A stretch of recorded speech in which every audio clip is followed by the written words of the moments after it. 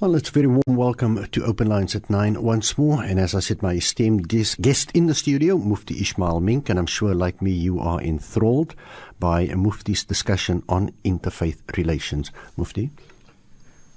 Bismillahir Rahmanir Rahim. In the name of Allah, most beneficent, most merciful. Once again, let's continue with what we were saying.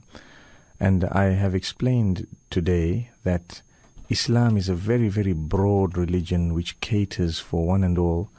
And the Islamic concept is based on mutual respect. You respect me, I respect you.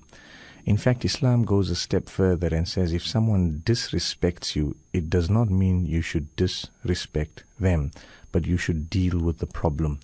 So if someone, for example, let's take a look at the cartoons that were, the cartoons that were published in Denmark, and we know about what happened. We all know that, yes, it was something very bad. And sometimes I know recently I was asked by a group of Christians that, you always preach tolerance, and why didn't you tolerate the cartoons, And I said, look, the cartoons do not serve any purpose besides blaspheming and angering. That's all.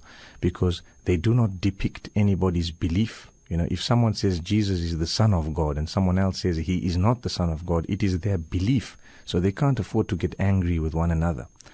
But if someone just starts swearing and starts mocking and making a fool of someone else, then I think that is a loophole in modern day constitution and the modern day interpretation of the word freedom of expression. It's a very big loophole, because as civilized as we are, we still don't realize that we have interpreted the word freedom of expression wrongly, so that it actually caters for people to incite violence.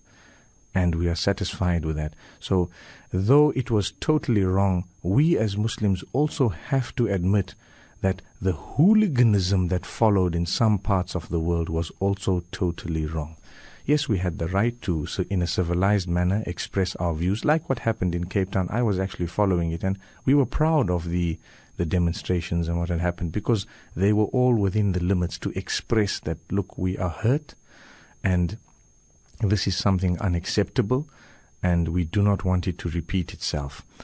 But at the same time, for those who began to bomb and fire, smoke up places and burn things and kill innocent people and so on, that is totally unacceptable. That hooliganism is probably worse than the cartoons.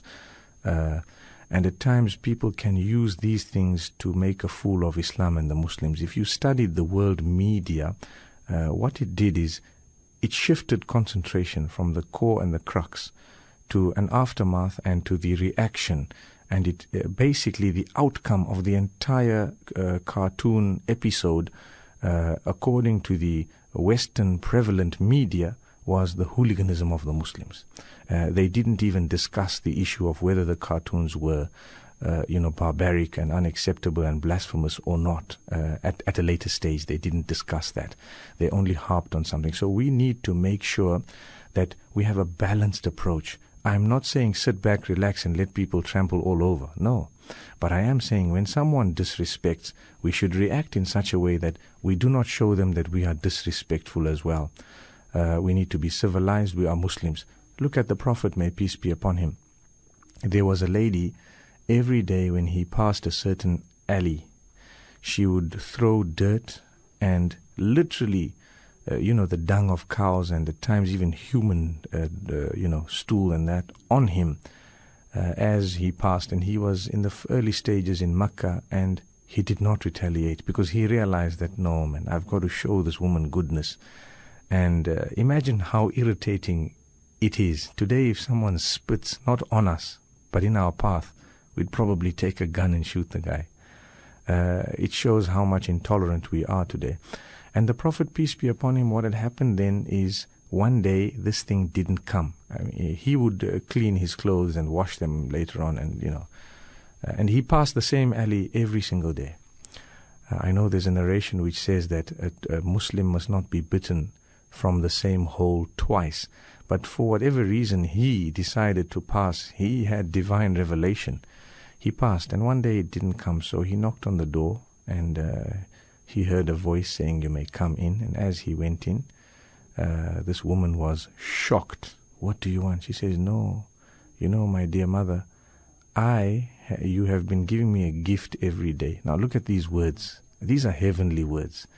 I know we cannot compete, and I'm not telling you this so that you can compete, but just to open our eyes, to show you how tolerant he was of others who blasphemed him in person. They didn't just draw a cartoon, but they in person, which is much more serious. He did not resort to hooliganism, but he said, "Look, every day you give me a gift, and today it didn't come, so I felt your health might not be well. You might be sick. So I thought, let me just visit you and wish you well."